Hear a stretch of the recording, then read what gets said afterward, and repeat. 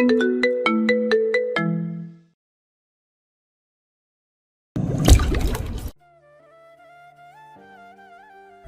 এগুলো ধর। আর মামুনি, ওকে একটু শক্ত করে ধরুন তো, নজর করলে ড্রেসিংটা পারফেক্ট হবে না। আর্য অত্যন্ত নিপুণ হাতে তৃষার পাটা নিজের হাঁটুর উপর টেনে নিল। অতি সাবধানে ক্ষতের উপর অ্যান্টিসেপটিক লাগাতে লাগাতে খুব নিচু স্বরে ফিসফিস করে বলল, it's okay ma'am, just a little bit sting, একটু সহ্য করুন। ইনফেকশন হয়ে গেলে কিন্তু সিচুয়েশন আউট অফ কন্ট্রোল হয়ে যাবে। আপনি তো স্ট্রং গার্ল, রাইট? আর্যর এই আচমকা কোমল কণ্ঠে তৃষা শান্ত হলো। জ্বালাপোড়াটা হচ্ছে ঠিকই, কিন্তু আর্যর মনোযোগ আর হাতের ছোঁয়া সেই যন্ত্রণাকে হালকা করে দিচ্ছে। আর্য মলমটা লাগিয়ে খুব কৌশল করে ব্যান্ডেজটা বেঁধে দিল। কাজ শেষ করে সে মুখ তুলে তৃষার দিকে তাকিয়ে বাঁকা হেসে বলল, ডান। এবার আপনার ভলিউমটা একটু লো করতে পারেন। থ্যাঙ্কস গড, আমার কানে পর্দাগুলো এখনো ইনটেক আছে। রাইসা থাকতে না পেরে ফিক করে হেসে দিল। তৃষা লজ্জায় আর্যর বুকের বোতামের দিকে তাকিয়ে রইল, আর আর্য নির্বিকার ভঙ্গিতে ফার্স্ট এড বক্সটা বন্ধ করতে করতে বলল, এখন একদম নড়াচড়া করবেন না। আমি পেইন কিলার আর একটা অ্যান্টিবায়োটিক নিয়ে আসছি, ওটা খেয়ে চুপচাপ শুয়ে পড়ুন। তৃষা কিছু একটা বলতে গিয়েও দমে গেল।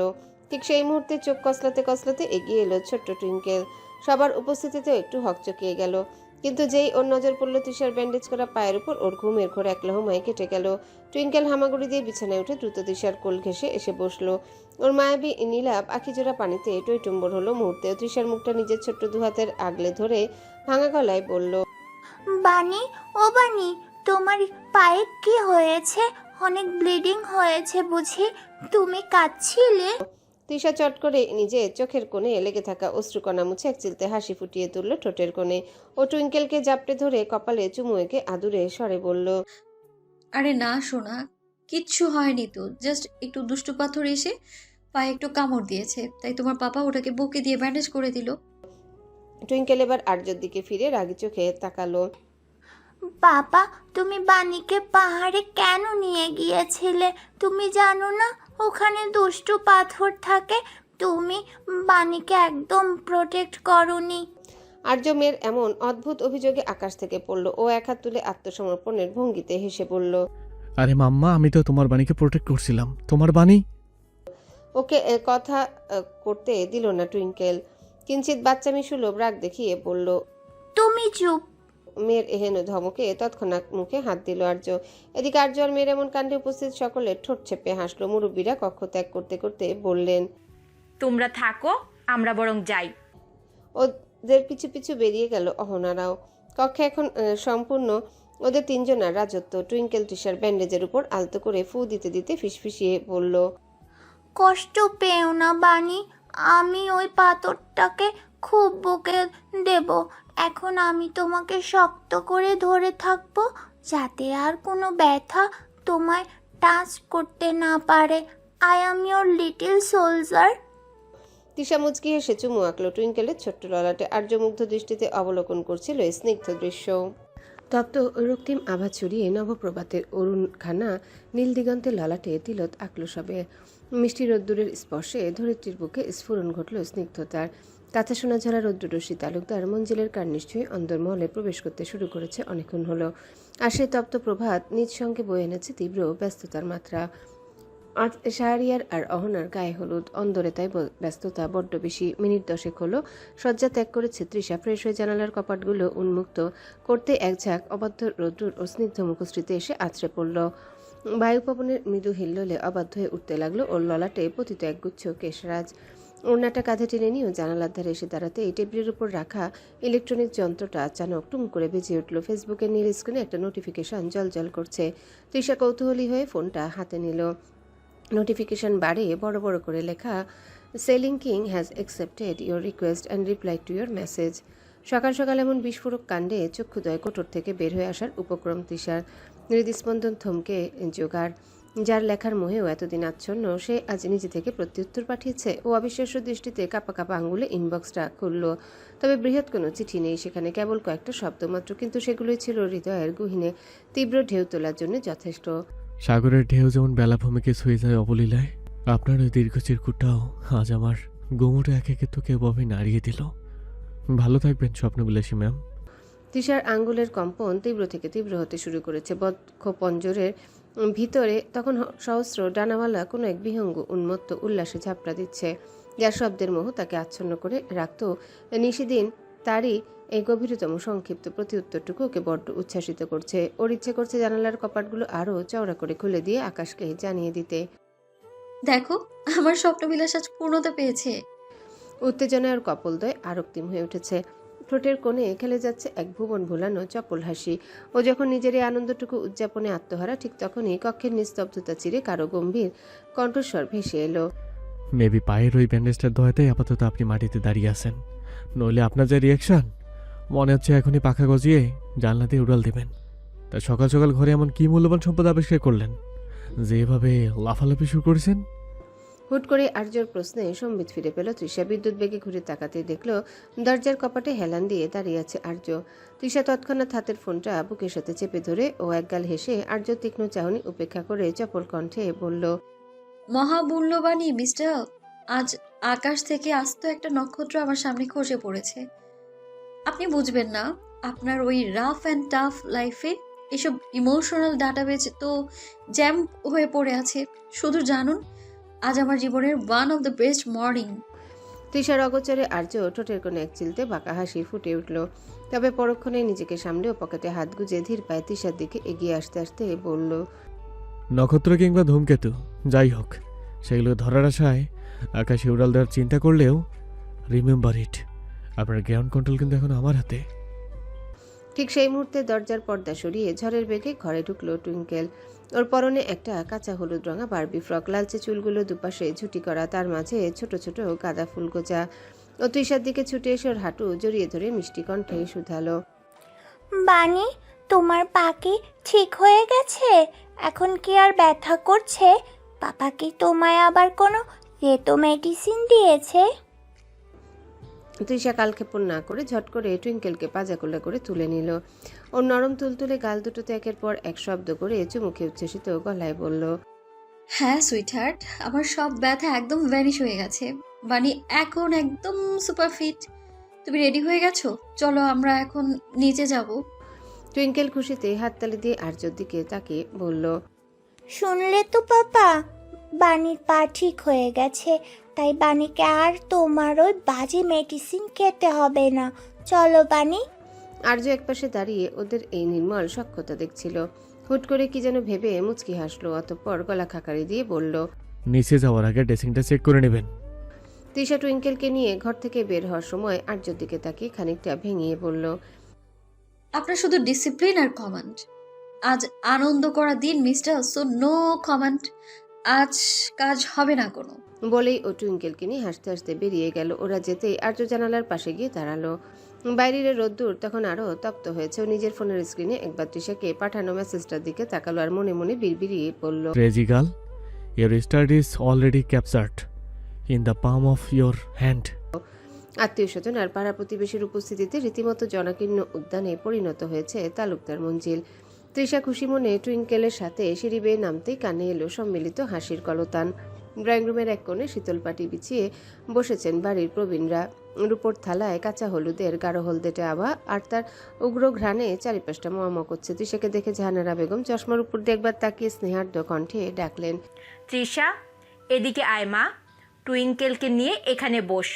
তৃষা সামান্য খুঁড়িয়ে এগিয়ে গিয়ে তাদের পাশে বসতে গুলশানারা বেগম ওর মাথায় হাত বুলিয়ে শুধালেন, এখন শরীরের অবস্থা কেমন রে মা?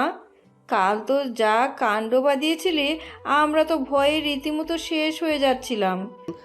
তৃষা এক চিলতে সলজ্জ হাসি হেসে বলল, খালামণি, এখন একদম ঠিক আছি। গুলশানারা বেগম মুচকি হেসে বললেন, যাক, আলহামদুলিল্লাহ। তবে ওদের কথোপকথনের মাঝে জাহানারা বেগম জহুরির চোখ তৃষা সাধারণ সালোয়ার কামিজের উপর গিয়ে স্থির হয়েছে। তিনি ভ্রু কুচকে কিঞ্চিত শাসনের সুরে বললেন, হলুদ বাটা প্রায় শেষ হতে চলল, আর তুই এখনো এই সাদামাটা বেশে আছিস কেন?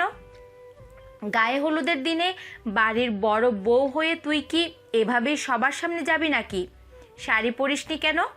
তৃষা আমতা করে বলল, আসলে আম্মু, আমি তো শাড়ি ঠিক মতো সামলাতে পারি না, তার উপর পায়ে ব্যান্ডেজ পড়ে যাওয়ার ভয় আছে তো।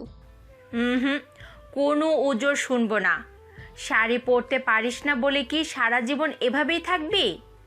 তিনি কিছুটা দূরে দণ্ডায়মান তামান্নাকে উদ্দেশ্য করে রীতিমতো হাঁক ডাক শুরু করলেন। তামান্না, এই তামান্না, এদিকে আয় তো মা। তৃষাকে উপরে নিয়ে যা, একদম নিখুঁত করে শাড়ি পরিয়ে দিয়ে তবেই নিচে নামাবি। আমি যেন আধ ঘন্টার মধ্যে আমার মেয়েটাকে শাড়ি পরা অবস্থায় দেখি। তামান্না এক ছুটে এসে তৃষার হাত ধরল। তৃষা অসহায়ভাবে টুইঙ্কেলের দিকে তাকালো, কিন্তু টুইঙ্কেলও তখন দাদুনদের দলে যুক্ত হয়ে বলল, হ্যাঁ বানি, শাড়ি পরলে তোমার একদম ফেরিদের মতো লাগবে, জলদি যাও। তৃষা অগত্যা তামান্নার সাথে সিঁড়ির দিকে পা বাড়ালো। কিছুক্ষণ বাদে ড্রয়িং রুমের কোলাহল স্তিমিত হয়ে এসেছে। বাড়ির আবাল বৃদ্ধ বনিতা তখন উৎসবের আমেজে প্রাঙ্গণে মত্ত। সকলের জোড়াজুড়িতে আর্য উপস্থিত সেখানে, তবে তা অনুপস্থিতিরই নামান্তর। ওর পার্শ্ববর্তী একটা সোফায় হেলান দিয়ে ল্যাপটপের নীলচে আলোয় নিমগ্ন ছিল। যান্ত্রিক জগতেরই নিবদ্ধ ছিল ওর ধ্যান জ্ঞান। হঠাৎ নিস্তব্ধতা চিরে টুইঙ্কেলের উচ্ছ্বসিত চিৎকার প্রতিধ্বনিত হলো। ও বানি, তোমাকে তো একদম ফেরিদের মতো লাগছে। আর্যল আঙ্গুলগুলো কিবোর্ডে থমকে গেল। সে অলস চাহনিতে সিঁড়ির দিকে তাকাতে বুকের ভেতরটা যেন এক অচেনা স্পন্দনে কেঁপে উঠল। ধীরলয়ে এদিকেই এগিয়ে আসছে তৃষা। কাঁচা হলুদ রঙা শাড়িটা ওর তন্নি দেহে মায়াবী লতার মতো জড়িয়ে আছে। ওর কাজল কালো টানা দুটি চোখ আজ বড্ড গভীর, যার অতল গহ্বরে ডুবে যাচ্ছে হয়তো আর্য। ওর যান্ত্রিক মস্তিষ্ক মুহূর্তের জন্য অকেজো হয়ে পড়ল।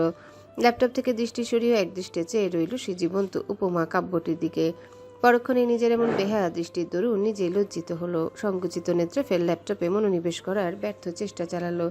এদিকে তৃষা নিজের বাঁধনহারা বিক্ষিপ্ত কেশরাত সামলাতে তৎপর। টুইঙ্কেল দৌড়ে এসে ওর পা জড়িয়ে বলল, ও মাই কিউট বানি, তোমাকে একদম ইয়েলো অ্যাঞ্জেলের মতো লাগছে। তৃষা মুচকি এসে টুইঙ্কেলের তুলতুলে চোয়ালখানা আলতো টেনে বলল। Thank you butterfly. টুইঙ্কেলকে আরো কিছু বলতে যাওয়ার আগে পাশ থেকে ভেসে আসলো জাহানারা বেগমের মুগ্ধ কণ্ঠস্বর। মাশাল্লাহ, মাশাল্লাহ আমার মেয়েটা। উনি হাতে থাকা জিনিসগুলো পাশে রেখে তৃষার দিকে এগিয়ে এসে বললেন, মাশাল্লাহ, কারো নজর না লাগুক। তৃষা প্রসারিত হেসে জাহানারা বেগমের উদ্দেশ্যে বলল, দেখো তোমার কথা শাড়ি পরেছি, এবার শান্তি। গুলশানারা বেগম আর শাহানারা বেগমও মুগ্ধ দৃষ্টিতে অবলোকন করছে ওকে। তখনই পাশের সোফায় বসে থাকা এক দুঃসম্পর্কের আত্মীয় জাহানারার দিকে ঝুঁকে বেশ কৌতূহলী স্বরে জিজ্ঞাসা করলেন, হ্যাঁ গো জাহানারা, এই যে হলুদ শাড়ি পরা মেয়েটি, এটি কে গো? তোমার কোনো আত্মীয় নাকি? জাহানারা বেগম একগাল তৃপ্তির হাসি হেসে তৃষার দিকে তাকিয়ে বললেন, আরে না না, ও তো আমার মেয়ে, আমার কলিজার টুকরো। মহিলাটি বিস্মিত দৃষ্টিতে তৃষাকে আপাদমস্তক নিরীক্ষণ করে বললেন, বলো কি, তোমার এত বড় মেয়ে আছে জানতাম না তো। সে যাই হোক, মাশাআল্লাহ এমন সুন্দরী মেয়ে, তাহলে আমাদের সম্পর্কটা একটু এগোনো যায়, তাই না জাহানারা? মানে আর কি, আমার বেআইন হওয়ার জন্য প্রস্তুতি নাও তাহলে। আমার ঋতু লন্ডনে ব্যারিস্টারি করছে, তোমার মেয়ের পাশে ওকে কিন্তু মানাবে খাসা। ল্যাপটপের উজ্জ্বল স্ক্রিনের উপর আর্যর আঙ্গুলগুলো এক নিমিষে পাথরের মতো স্থবির হয়ে গেল। ব্যারিস্টার ছেলে আর তৃষার বিয়ে, চারটে শব্দ ওর কানে বিষাক্ত তীরের ন্যায় এসে বিচ্ছে বারংবার। মুহূর্তের মধ্যে আর্যর শান্ত পেশিগুলো শক্ত হয়ে এলো, চোয়াল কঠোর হলো এক অনিয়ন্ত্রিত ঈর্ষার প্রবল ঝাপটায়। প্রবল আক্রোশ সশব্দে ল্যাপটপটা বন্ধ করে দিয়ে সোফা ছেড়ে উঠে দাঁড়ালো। মহিলাটি তখনও উৎসাহ নিয়ে বলে যাচ্ছেন, কি বলো জাহানারা, আমার ছেলের সাথে তোমার এই মেয়েকে কিন্তু একদম রাজ্যটক। Excuse me. আর্যর ভরাট কণ্ঠস্বরে ওর দিকে ঘুরে তাকালেন মহিলাটি।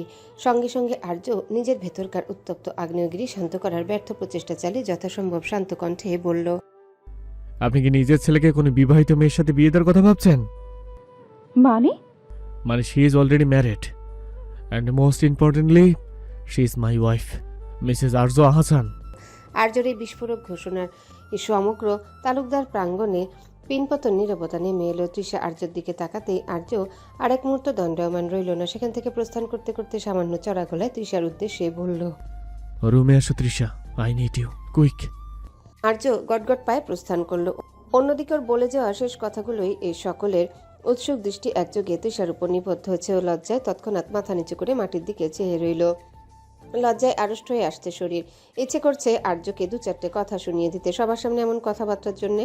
আবার ভালোও লাগছে সকলের সম্মুখে তার দেওয়া স্ত্রী সম্বোধনে। ও যখন মিশ্র অনুভূতির সাগরে আবগাহন করছে, ঠিক তখনই ফের ভেসে আসলো আর্যর কণ্ঠস্বর। কি হলো, কথা শুনতে পাওনি? বললাম তো দ্রুত আসো। আবারও আর্যর তুমি সম্বোধন। তৃষার হৃদয়ের অদ্ভুত অনুভূতিগুলো দোলা দিয়ে যাচ্ছে, তবে পরক্ষণে আর্যর অধিকার বোধে ওই অতর্কিত ঘোষণায় ও সলজ্জ পায়ে দ্রুত অনুগামিনী হলো। কিছুক্ষণ বাদ তৃষা ধীর পায়ে কক্ষে প্রবেশ করলো। শাড়ি পরার দরুন আসতে কিঞ্চিত দেরি হয়েছে ওর। ও ঘরে ঢুকে দেখলো আর্য ল্যাপটপের স্ক্রিনে গভীর মনোযোগ দিয়ে তাকিয়ে আছে, যেন একটু আগে সেই রণংদেহী মূর্তিটা স্রেফ একটা ভ্রম ছিল। তৃষা সামান্য এগিয়ে এলো। নূপুরের শব্দে আর্যর চোখের পলক একবার স্থির হলো, তবে ওর মুখ তুলল না। তৃষা তড়িৎ কণ্ঠে প্রশ্ন ছুড়ল। ডাকছিলেন কেন? কোনো ইমার্জেন্সি?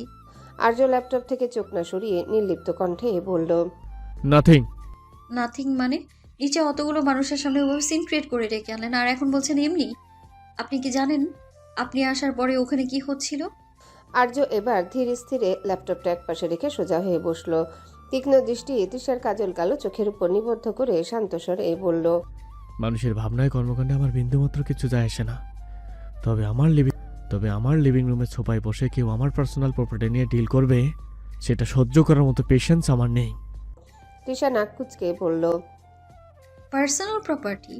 আপনি কি আমায় বাজারে কোনো কমোডিটি মনে করেন? আর ওই খালামণি তো জানতেন না যে আপনি, মানে আমি আপনার, মানে আমরা বিবাহিত। আপনি ওনাকে ওভাবে না বলেও পারতেন। বললাম না, উনি তো আপনার জন্য লন্ডনে বেজিস্টার ঠিক করে ফেলেছিলেন। তো আপনি কি চাচ্ছিলেন আমি ওনার সঙ্গে অ্যাপয়েন্টমেন্ট ফিক্স করি? তৃষা আর কথা বাড়ালো না। এই লোকের সাথে তর্কে জেতা মানে অরণ্যে রোদন করা। ও বিরক্তি নিয়ে গটগট করে দরজার দিকে পা বাড়ালো। ফালতু বকবক, আমি নিচে যাচ্ছি। তৃষা দরজার হাতলটা ধরতেই পেছন থেকে আর্য সেই ভরাট গম্ভীর কণ্ঠস্বর বর্ষার মতো ওকে বিঁধল। 1 মিনিট তৃষা। তৃষা থেমে গেল, তবে পেছনে ফিরল না। আবার কি? আর্য কোনো উত্তর দিল না। ও ধীরলয়ে পা ফেলে তৃষার ঠিক পেছনে এসে দাঁড়ালো। ওর শরীরে সে পরিচিত করা পারফিউমের সুবাস নাসারন্ধ্রে ধাক্কা দিতে তৃষা পিছু হটতে চাইল, কিন্তু বিপত্তি বাঁধল পিছনে থাকা দেয়ালে। আর্য অত্যন্ত এগিয়ে আসে তৃষার দিকে, না তাকিয়ে ওর একটা হাত নিজের হাতের মুঠোয় নিল। আর্যর এহেন আকস্মিক স্পর্শে থরথরি কেঁপে উঠল তৃষার ক্ষীণকায়া। পরক্ষণে ওর অনুভূত হলো আর্য খুব সাবধানে ওর হাতে সাধারণ কাচের চুড়িগুলো একটা একটা করে খুলে টেবিলের উপর রাখছে। তৃষা বিস্ফোরিত নেত্রে দেখল আর্য একজোড়া নিখুঁত কারুকাজ করা স্বর্ণের বালা বের করে ওর ফর্সা কবজিতে সেগুলো পরিয়ে দিচ্ছে। ওর শীতল আঙ্গুলের ছোঁয়া তৃষার স্পন্দিত ধমনীতে এক অচেনা সুরে একে অবতারণা করছে। বালা পরানো শেষ হলে আর্য তৃষার হাতের উপর নিজের আঙ্গুলগুলো আলতো করে রাখলো। ওর দৃষ্টি তখনও তৃষার হাতের উপর নিবদ্ধ। তীব্র অধিকার বোধেও অটল কণ্ঠে বলল, এগুলো যেন হাত থেকে খোলা না হয়। তৃষা বোকা দৃষ্টি মেলে তাকাতে আর্য এবার খানিক ধমকের সুরে বলল, বুঝছেন? তৃষা বোকা দৃষ্টি মেলে মাথা নাড়িয়ে বলল, জি। মুহূর্তখানিক অতিবাহিত হতেও তৃষাকে ওভাবে তাকিয়ে থাকতে দেখে আর্য ভ্রু কুঁচকে কিঞ্চিত আড়ষ্ট গলায় বলল, এভাবে কি দেখছেন? তৃষা এবার একটু সাহস সঞ্চয় করে সরাসরি আর্যর চোখের দিকে তাকিয়ে হাতটা না ছাড়িয়ে বেশ চপল স্বরে পাল্টা প্রশ্ন করল, আসলে আমি একটা কনফিউশনে আছি মিস্টার। আপনার প্রবলেমটা ঠিক কি বলুন তো? একবার আপনি আপনি বলে বড্ড ফর্মাল হয়ে যান, আবার হুট করে তুমি বলে ইয়ে না, মানে আপনার সিস্টেম কি মাঝে মধ্যে হ্যাং করে নাকি? আর্য মুহূর্তকাল স্তব্ধ হয়ে রইল। অতঃপর কি যেন ভেবে তৃষার কবজিটা আলতো করে ছেড়ে দিয়ে এক কদম পিছিয়ে দাঁড়ালো। পকেটে হাত গুজে জানালার বাইরে রোদ্দুরের দিকে তাকিয়ে খুব ধীর লয়ে বলল, নাথিং। তৃষা সন্দিহান দৃষ্টিতে আর্যর দিকে তাকিয়ে বলল, সত্যি তো? নাকি আন্টির ছেলের কথা শুনে আপনি কি জেলাস হচ্ছিলেন? আর্য এবার সরাসরি তৃষার চোখের মনির দিকে চাইল। সে দৃষ্টিতে শত সহস্র অব্যক্ত শব্দের আনাগোনা, অথচ পরক্ষণে নিজেকে সামলিয়ে গাম্ভীর্যে নিজেকে আবৃত করে বলল, জেলাস, জাস্ট প্রোডাক্টিভ। নিজের একান্ত ব্যক্তিগত জিনিসের অন্য কারো নজর পড়া আমি একদমই পছন্দ করি না। That's it. আজ তৃষার প্রস্থানের পর কিঞ্চিত নিস্তব্ধতা নেমে এসেছিল প্রাঙ্গণে। পরক্ষণে পূর্ণোদ্যমে শুরু হলো হলুদিয়া আয়োজন।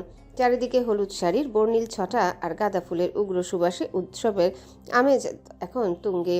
সবাই আবার মেতে উঠেছে হাসি ঠাট্টায়। তবে সেই মহিলাটি অর্থাৎ লিমা খানম তখনও বিস্ময়ের ঘোর কাটিয়ে উঠতে পারেনি। তিনি আমতা আমতা করে জাহানারা বেগমের দিকে তাকিয়ে কিঞ্চিত অপ্রস্তুত গলায় বললেন, জাহানারা, তুমি একবার বললে না যে এটি তোমার বড় ছেলের ঘরের ঘরনি? আমি তো আকাশ থেকে পড়লাম, আর তোমার ছেলে যেভাবে সবার সামনে হুঙ্কার দিয়ে উঠল, বাপরে! জাহানারা বেগম একগাল হেসে মহিলার দিকে তাকিয়ে বললেন, আরে বোন, আমি তো বলতে যাচ্ছিলাম কিন্তু তার আগেই তো। ওনাকে কথা শেষ করতে না দিয়ে মহিলাটি লজ্জিত মুখে শাড়ির আঁচলটা একটু টেনে বললেন। তা তো দেখলামই, কিন্তু কত বড় লজ্জা পেতে হলো আমায় বলো তো। আমি তো ভেবেছিলাম তোমার এই মিষ্টি মেয়েটি এখনো কুমারী। জাহানারা বেগম এবার খানিকটা রসিকতার সুরেই বললেন। আরে বোন, লজ্জার কি আছে? আমার ছেলেটা একটু অমনি, বড্ড জেদি আর বেশি পজেসিভ। ও তো ওর জিনিসের উপর কারো ভাগ বসানো সহ্যই করতে পারে না। ও যখন সামনে দাঁড়িয়ে থাকে তখন আমারও মাঝে মাঝে সাহস হয় না ওর কথার উপর কথা বলার। মহিলাটি দীর্ঘশ্বাস ফেলে তৃষার যাওয়ার পথের দিকে তাকিয়ে রইলেন। তিনি নিজের মনেই বিড়বিড় করে বললেন। তা তো দেখলামই, কি একখানা বাঘের মতো চাউনি ছেলে। কিন্তু মানতেই হবে জাহানারা, তোমার ছেলের পছন্দ একদম জহুরির মতো। মেয়েটা যেমন মায়াবী, আর্যর পাশে ওকে ঠিক তেমনই মানিয়েছে। আর সবচেয়ে ভালো লাগলো তোমার ছেলের ওকে আগলে রাখাটা। পাশ থেকে গুলশানারা বেগম ফিক করে হেসে উঠে ফোরন কাটলেন। আরে আপা, আর্যর যে যত্নের ধারা, তাতে মানুষ তো দূর। আমার মনে হয় আর্যের ওই ধমকের পর এখন কোনো পশু পাখিও তৃষার দিকে চোখ তুলে তাকাতে ভয় পাবে। উপস্থিত অন্য আত্মীয়রা হাসিতে ফেটে পড়ল। তামান্না একগাল হেসে বলল। ঠিক বলেছে খালামণি, ভাইয়া যেভাবে হুকুম দিয়েছে ভাবিকে ওপরে নিয়ে গেলে জিও জিও বলতেই হবে। তৃষা ভাবির কপাল আছে। পাশ থেকে রাইসা দীর্ঘ নিঃশ্বাস ছেড়ে বলল। হ্যাঁ রে আপু, তৃষা ভাবিমণিরই কপাল। আর আমাদের গুলা হুদাই হুদাই 4 আঙুল হইছে। কিছুক্ষণ বাদে সেখানে ধীল্লয় উপস্থিত হলো তৃষা। তামান্না আর রাইসার খুনসুটি তখনও থামেনি। এমন সময় হুট করে তৃষাকে পুনরায় সেখানে পদার্পণ করতে দেখে উপস্থিত সবার মাঝে মৃদু হাসির হিল্লোল বয়ে গেল। তৃষা কিছুটা লজ্জিত কুণ্ঠিত চরণে এগিয়ে আসতেই রাইসা রসিকতার সুরে বলে উঠল। ও বাবা, ভাবিমণি যে আবার ফিরে এলে, তা ভাইয়ার কাছ থেকে এখানে আসার অনুমতি মিলল তাহলে? নাকি আবার কিছুক্ষণ বাদে রুমে ডাকবে? হ্যাঁ। তৃষা আরক্ত মুখে নত নেত্রে দাঁড়িয়ে রইল। গুলশানারা বেগম ওর গাল টিপে দিয়ে টিপ্পনি কাটলেন। ছেলের আমার চোখে হারানো প্রেম এক মুহূর্ত চোখের আড়াল হওয়ার জন্যেই। তা মা, আর্য কি উপর থেকে দূরবীক্ষণ যন্ত্র নিয়ে নজর রাখছে, নাকি সাথে কোনো বডিগার্ড পাঠিয়েছে? তৃষা আমতা আমতা করে বলল। খালামণি তুমিও, আর সেরকম কিছুই না, উনি জাস্ট এমনি। ওকে কথা শেষ করতে না দিয়ে তামান্না হেসে কুটি কুটি হয়ে বলল। থাক ভাবি, আর সাফাই গাইতে হবে না। ভাইয়ার ওই পাখের চাহনির মনে পড়লে এখনো আমাদের পিলে চমকে ওঠে। আর দরকার নেই বাবা, বিয়ের আগেই মোরে বরকে বিপদ পত্নী করতে চাই না।